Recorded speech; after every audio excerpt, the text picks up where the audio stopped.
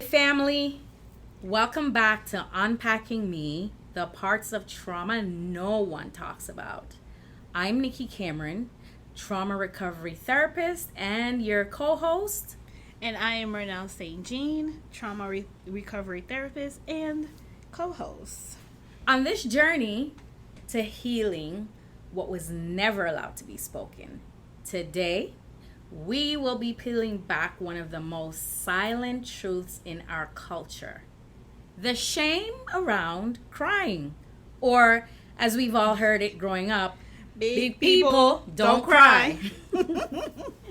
So if you were raised in a home or a culture where emotion was seen as weakness, this one's for you. Yes. Let's talk about where that belief came from and how it damages us and what strength really looks like. I'm excited for this topic today. I think this is a really good topic. I feel like it's close to my heart. Okay. It hits a lot culturally, for me at least, because right. being Haitian, Caribbean. So I feel like this is a really good one. Okay. And I feel like I need to make explicit the fact that this particular topic, this particular issue is not unique to islanders or Caribbean natives. This is something that is cross-cultural, can be applied to most any culture. But for today, we're going to narrow it down a little bit. And we're going to try to make sure that it can be applicable to most any culture, anyone. Right. And so culturally, where did this come from? This belief that crying is weak, showing emotions is weak, and that big people don't cry, meaning adults don't cry, right? So I had to go do research a long time ago because it never made sense to me why something would happen, and if I was happy, everybody was okay with the tears of joy coming. But if I felt like crap or I was hurting and I started to cry, I would hear things like, stop crying.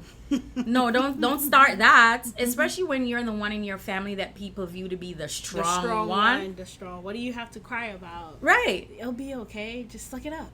In the midst of my grief, I will never forget this, when my grandmother passed away, because I always talk about her. She's just my heart. I became tearful.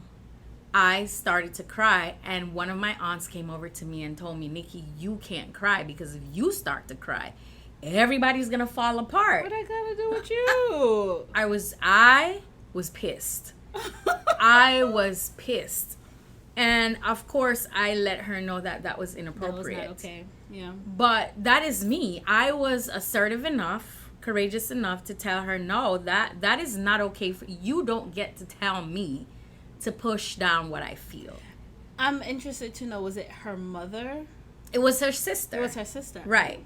But she was telling me basically that because I am the burden bearer of the family, and I know she didn't mean any ill by it. I get it. I totally understand.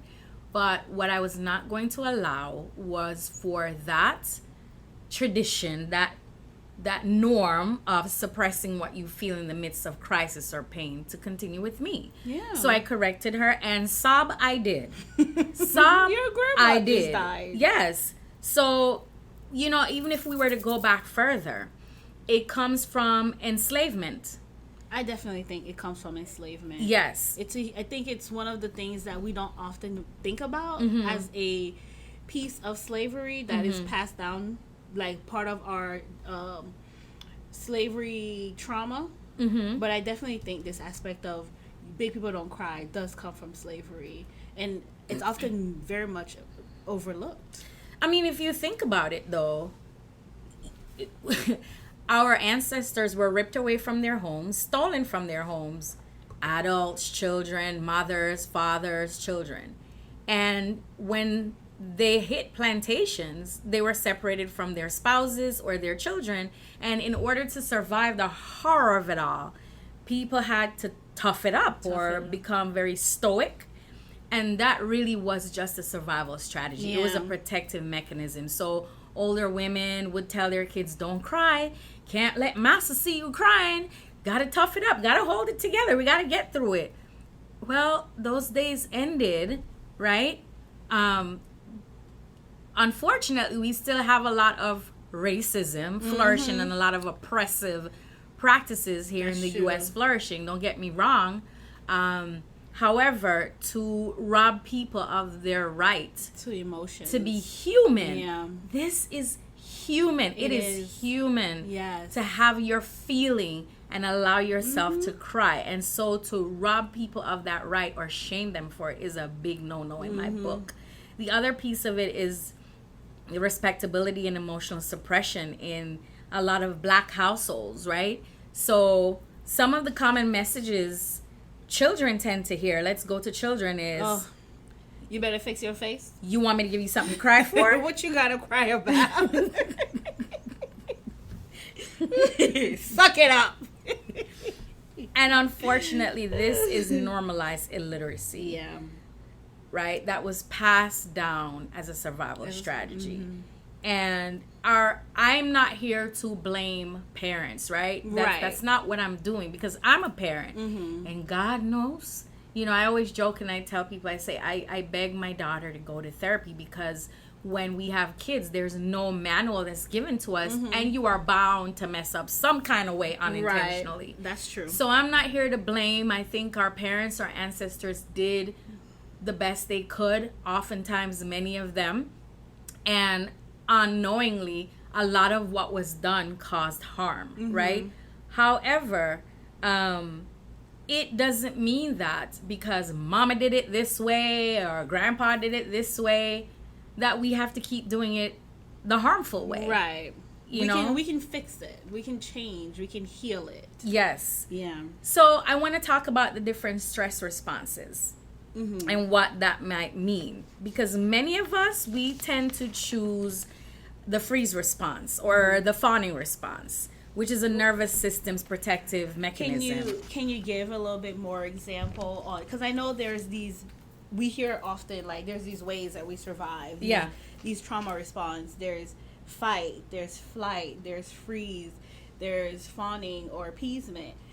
And fainting. Fainting. Yes. Can you give a little bit more of a explanation of these things? Yeah, so I think what I'm going to do is kind of lean a little bit into shame. And in the past, I talked about, or I spoke about the fact that shame can be passed on from generation to generation. Right. And it looks like statements like, you're weak if you cry. What are you crying about? You need to get it together. You're losing control. So if people are being told these things, they're shamed for it. Why would they want to do the thing that triggers these beliefs and reactions and attitudes of shaming, right? So stress response really is our nervous system's way of protecting us. And when we talk about shame, what a lot of people don't realize is that our system, our nervous system, responds to shame like it is a physical threat. Like somebody is coming to harm you physically. Right. And so what that might look like, the flight response can look like me wanting to disappear. So something happens and I'm being told, why am I crying? I need to get it together. I'm not even black enough if I'm crying, because black people don't show weakness like that. No, these are things that I've heard from my clients, things I've witnessed or experienced.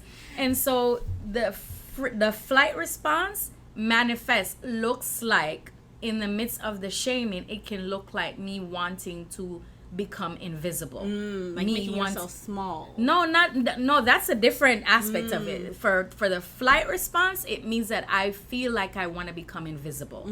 I want to disappear. For the fight response, on the other hand, it can look like a lot of aggression. Right. Have you ever met people or witnessed some people, especially in your family, where they're so damn cantankerous and they're aggressive? Everything's an argument. Everything's a fight. A lot of it oftentimes stems from the fight response. They're locked in it. It got stuck. They never shifted out of it. And so everything is a fight. A lot of aggression towards other people, or a lot of aggression toward themselves. Yeah. Especially when they weren't able to confront the person that harmed them or caused them harm. A lot of us tend to internalize the aggression that was meant for others. And I don't necessarily mean fight. It could be verbal aggression. We tend to attack ourselves. It's because I'm weak. It's because something's wrong with me, right? Yeah. And so lastly, the freeze response, it looks like shrinking, feeling small.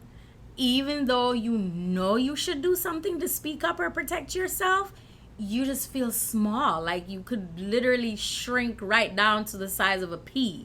So those are the responses that we have. And I know there are others. The fawn response is really where the individual, in order to protect themselves from consequences, starts to engage in pleasing, people pleasing, displeasing, wanting to appease everybody to their own detriment. And that even includes shutting down the emotion so that they don't see them cry or see them have any type of emotion related to the situation. And shame in of itself means I am bad. I am bad. I am a mistake. Versus the situation is bad or the situation is a problem. A lot of us tend to internalize it as I am bad, not the situation is bad. I am bad, which is not okay, because eventually when we have these emotions that are not being given a space to get processed in a healthy way, it starts to look like anxiety, depression. Yeah. It starts to look like you can even get physically sick. Yes. You would get or panic attacks. Yes. And sometimes people get sick and they don't realize that it's because of holding in and shutting down emotions. Because a lot of go somewhere. Yeah, a lot of people have gut issues, a lot of stomach issues. I've worked with people who haven't been to the bathroom in 3 weeks. They haven't done a number 2 in 3 weeks. Oh Lord. Or when they do try to go, they have a lot of gut issues, a lot of pain, a lot of headaches, a lot of fatigue, where they constantly feel drained and tired no matter what they do. The supplements you're taking, you've gone to see the doctor and you keep hearing, oh, you just need to go do this, or it's all in your head. Yeah, it is in our heads, but a lot of it stems from us not being able to do this thing that makes us truly human, which is have our emotions without being humiliated for it, judged for it, or shut down. Right, because it's in our head and in our bodies. Absolutely. I like to explain it like all of these situations is like you take a shot of Red Bull and somebody comes and cut your wings. Where's the energy of the Red Bull going to go? It's going to be in your body trying to find a way out. And then we have these issues, including difficulties with intimacy. And people don't even think about that, but that's a response. Oh yeah. That's a shutdown response. Oh yeah. The first thing one of the first things that tend to go is the sex drive, because your stress hormone, what gets impacted is our sex drive. Men, women, not just women, but men too. Yeah. It shows up in difficulty with parenting. Yes. And there goes back full circle to that experience of big people don't cry. Right. Even with having difficulty with managing conflict in a healthy way. Sometimes it feels so unsafe to try to address situations that are conflicting, right? Disagreements, because we shut down. Yeah. You try to talk to someone and they shut down. Or you try to talk to someone and they lash out, or they're avoidant. I'll never forget, I remember one time my daughter, we had a disagreement when she was younger. And she tried to bring it to my attention. And what the issue she was talking to me about, it was heavy. It was embarrassing for me. And I felt my whole body, like I literally could feel myself shrinking. Oh my. The heaviness of it, it was too much.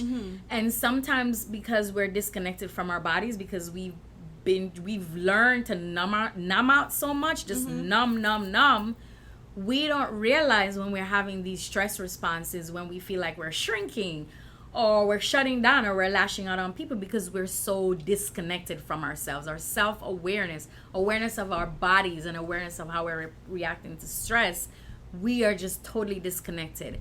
The head, the body, the gut, they are not separate. They function as one entity. It's called the human system. Yes. So if we're doing this thing of turning off what makes us human, which is our emotions, we're gonna have problems. You know, so I don't know, Mernell, can you think of a time where maybe you witnessed crying, being humiliated, maybe in your personal experience, someone crying, or maybe you crying, where humiliation was the next thing that was brought up? Oh yeah, definitely. You know, I'm Haitian, so being Haitian, when we go to funerals, there's a lot of emotions, and in the Haitian culture, especially growing up, I would go to funerals often. They did not spare us from funerals. So we get to go to these funerals.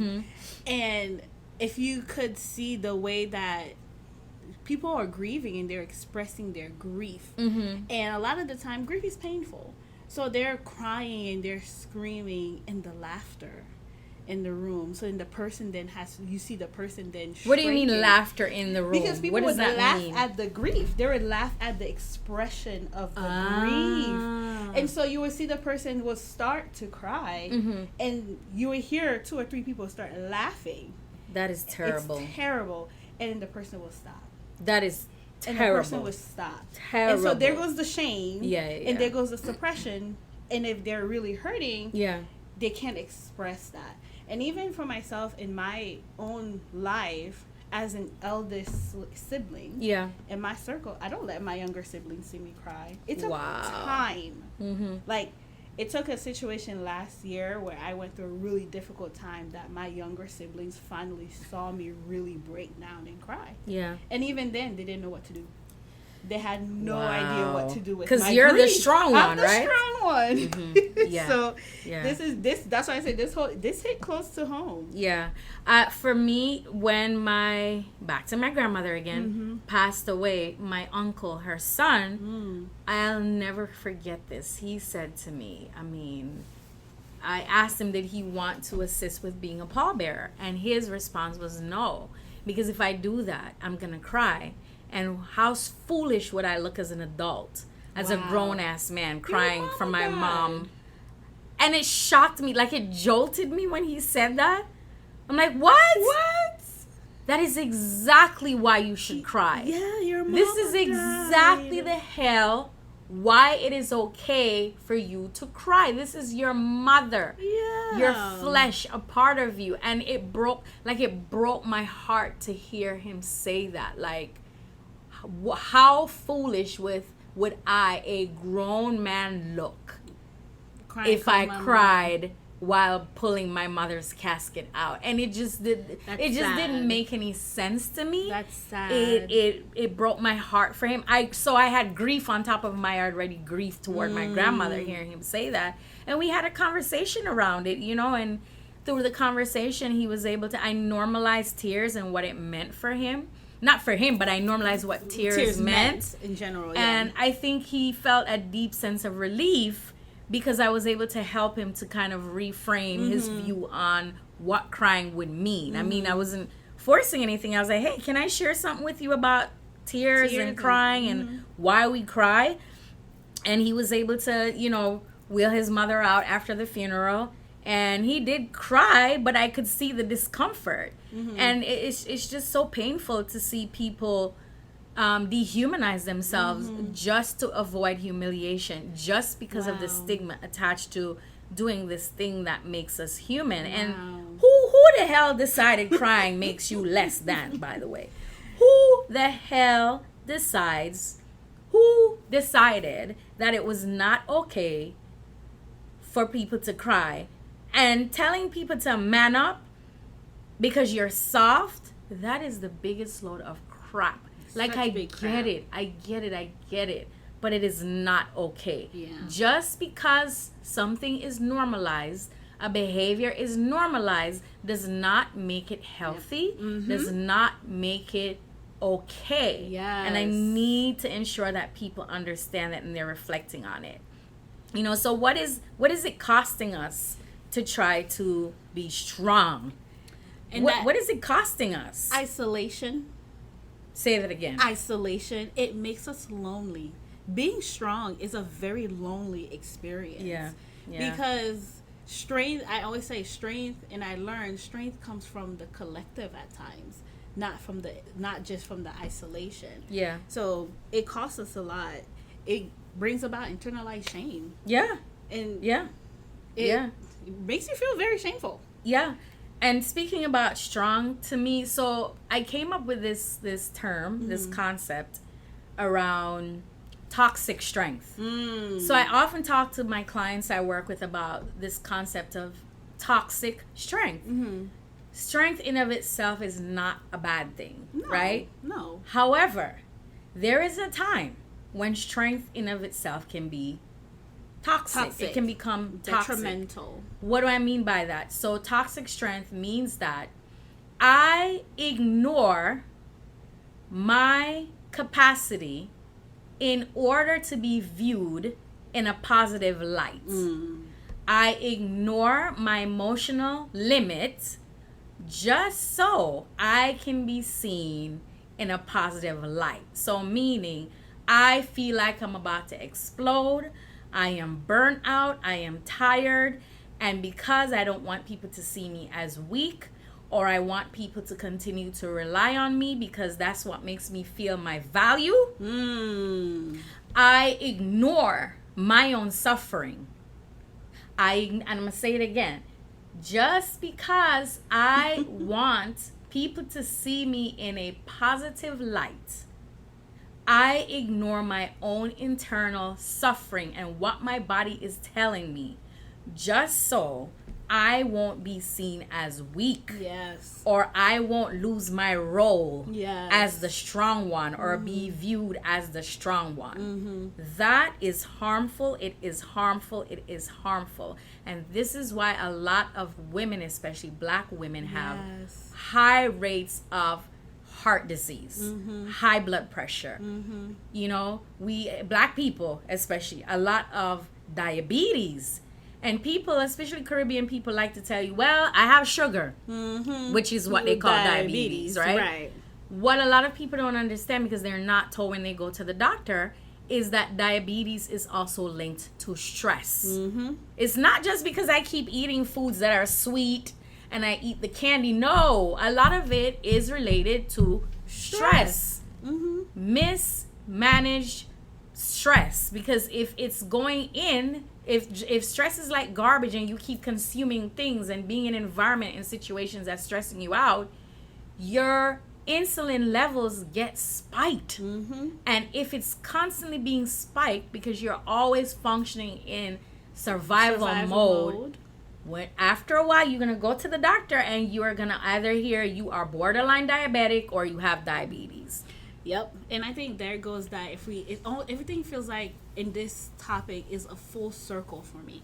Because if we go back to the beginning where we're talking about where did it come from, there goes that racism part, there goes that racial trauma part, and there goes that colonialization aspect of it as well. Because in the Caribbeans, that's a big thing. Yeah. A lot of people have this because we don't want to be weak.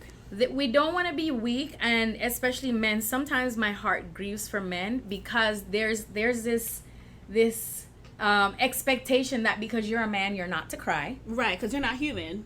No. Okay, all right. The day you were born with a penis, certain expectations were put in place for you, and one of them is that you must be tough. You don't cry. And little boys get taught that. It's terrible. And when they become grown men who don't show emotion, then they end up in relationships with their partners and they're not emotionally present because all their lives they were told you don't get cry. To be this thing that makes you human, to show emotions. You don't get to do it. You don't get to have it. No. Yeah. And little girls, it's okay for little girls to cry, and you don't want to be a little girl, so you don't cry. You have to be strong, which is so harmful to men.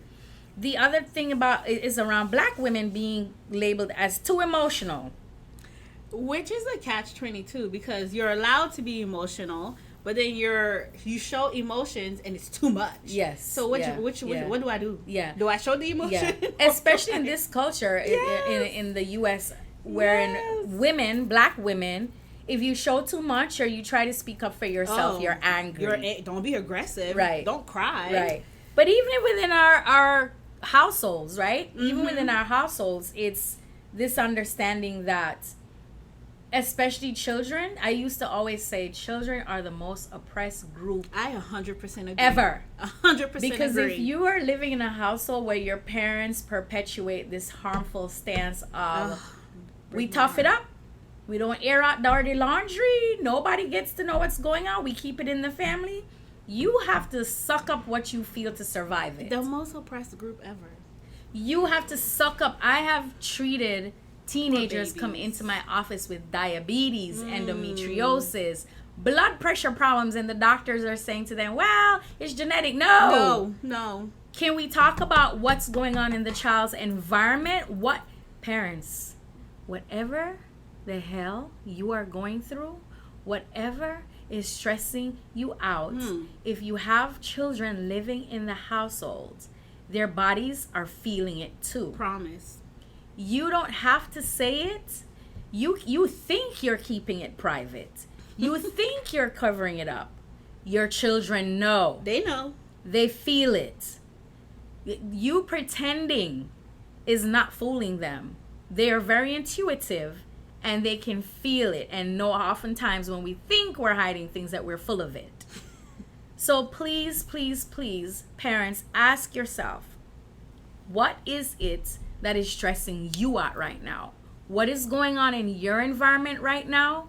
And when you are at home, notice how you're feeling and how your family is functioning, because whatever crisis, whatever stress you're experiencing, your children are feeling it too. Their bodies are feeling it because energetically your energy is contagious. And just because they're not naming it, because oftentimes teenagers, children don't vocalize, they don't say what they're feeling, doesn't mean that they're not suffering. So asking a kid, what do you have to be stressed out about? It's not fair to them because they are humans too and they feel too. You can't hold space for your child's tears if you were punished for having your own. Say that again. You cannot hold space for your child's tears if you were punished for having your own. And I'm going to take it even further. You will not feel comfortable being around other people who express their emotions if you are uncomfortable with having your own. Wow. That's a big one. You won't. You're not going to feel comfortable with it. Yeah. Because if you were shamed for it, or when you saw other people feeling what they felt, you saw them being mocked for it, you're not going to oftentimes be comfortable being around people who cry. This thing of people apologizing for crying just drives me crazy. Yeah. I think what I like to share with my clients is this, that if we were to take your teardrops and we were to put it under a microscope, you would see different stress hormones in it, like adrenaline, cortisol, right? Noradrenaline. There are other stress hormones, but those main ones are in it. So for me, when we cry, it's kind of like your body's way of resetting itself, like a reset valve. It's we don't always cry when we're in pain. Sometimes we cry when we're happy. So if the emotions are flooding and it gets to a place where our body goes, okay, all right, just to level things out, let me just go ahead and release it via tears. Right. And there are different kinds of tears, but I'm speaking specifically around tears that are expressed as joy or tears that are expressed in grief or pain or sadness. Yes. Yeah. And so I guess the next question I have then is, how do we redefine all of this? How do we change this so that we can have a better definition, a better understanding of how to deal with our pain, how to deal with our trauma, how to shed tears in a healthy way? The first thing I would recommend is for people to educate themselves as to what emotions are. It wasn't until I was a little older, this is before I was even a therapist, that I understood what emotions meant.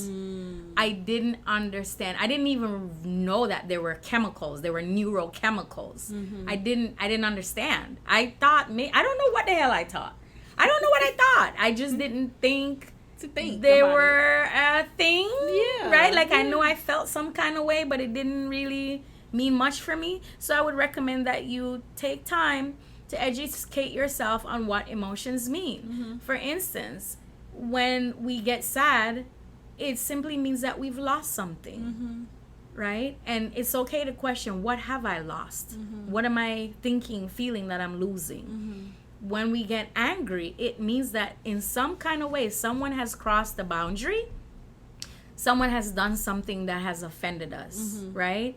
When we feel guilt, it means that we have stepped outside of a norm or a rule that was already set in place, a value we've cut, our behavior is going against it. So guilt shows up to hold you accountable, Mm-hmm. to say, hey, what you're doing is not It's okay. not You're okay. breaking the rule. Mm-hmm. Right? When we have different kinds of emotions, question them. What do they mean? Why am I having? What am I afraid of? Mm-hmm. Fear normally comes with us being uncertain about the future and not being able to predict the outcome. We try to control what we don't even know yet.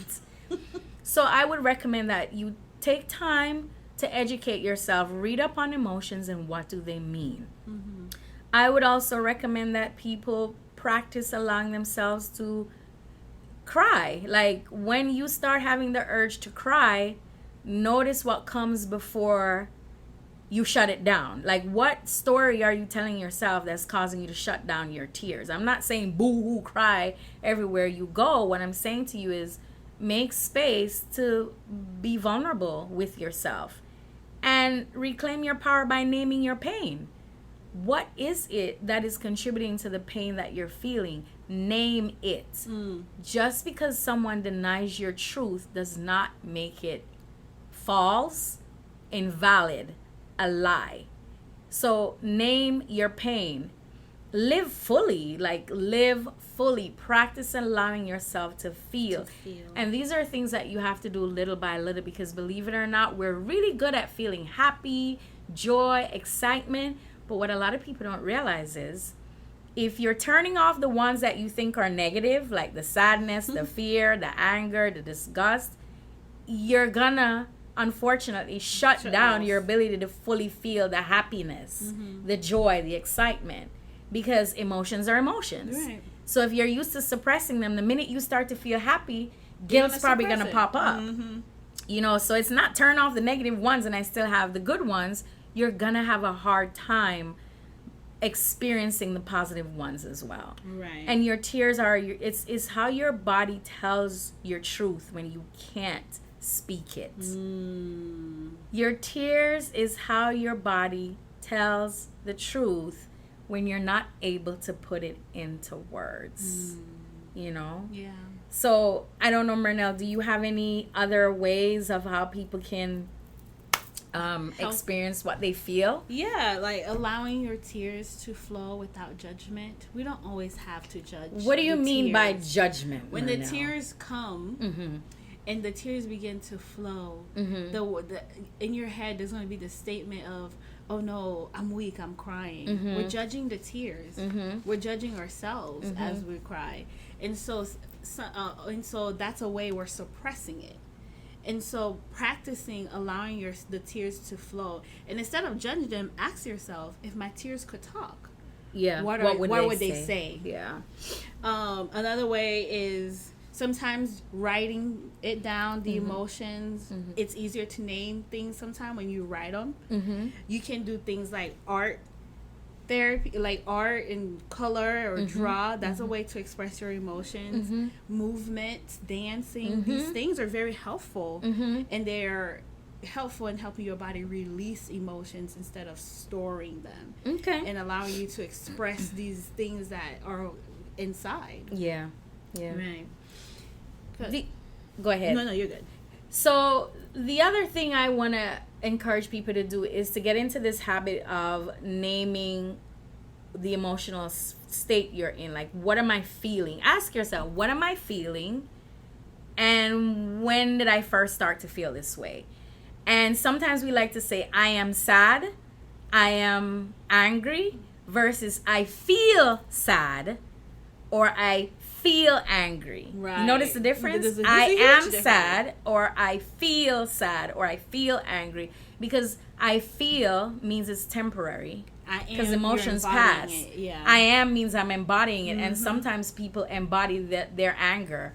They walk around saying, I'm an angry person. Right. No, well, you feel angry and it's prolonged because you were never given the space to express it in a healthy way, right?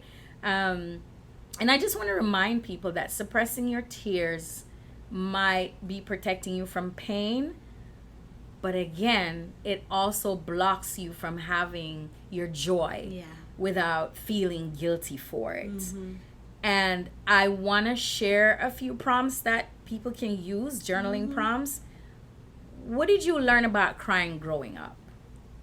You know, what did you learn about crying growing up? And when you do try to cry and you find yourself stopping it or shutting it down, whose voice do you hear when you try to feel?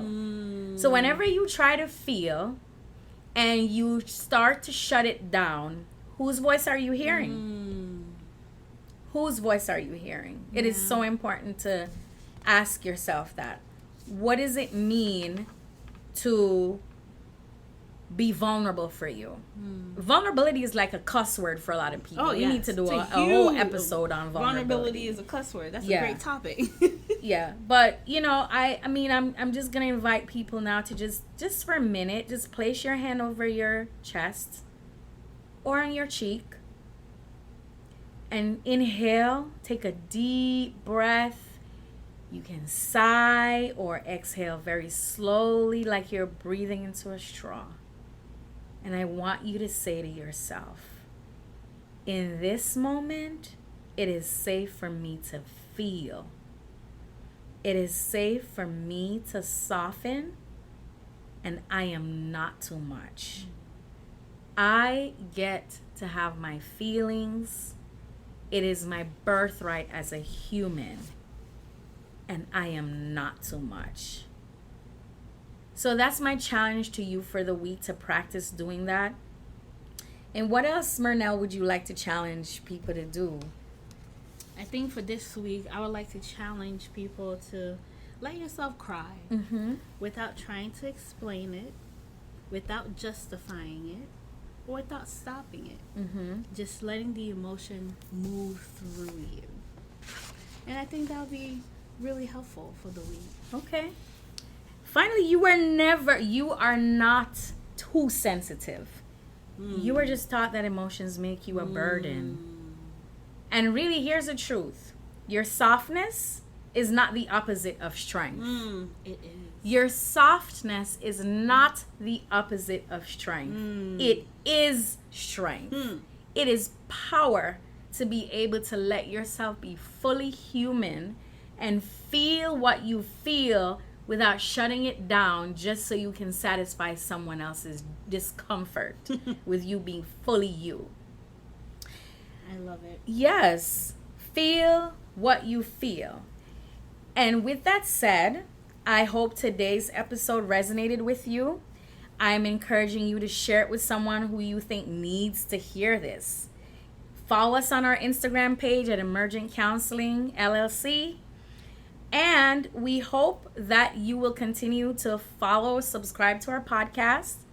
Next week, we're going to be talking about you not owing access just because you were raised by your parents. We're unpacking the guilt-based parenting. Guilt-based parenting. So, you can check out our website at Emergent Counseling, right? So it's www.dare, D-A-R-E, number 2, the word emerge, EMERGE.com.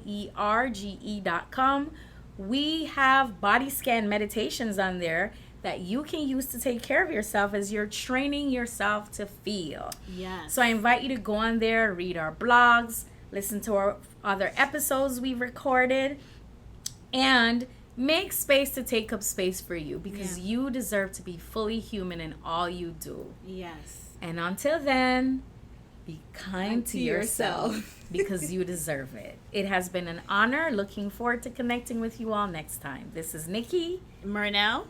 And you have a great day.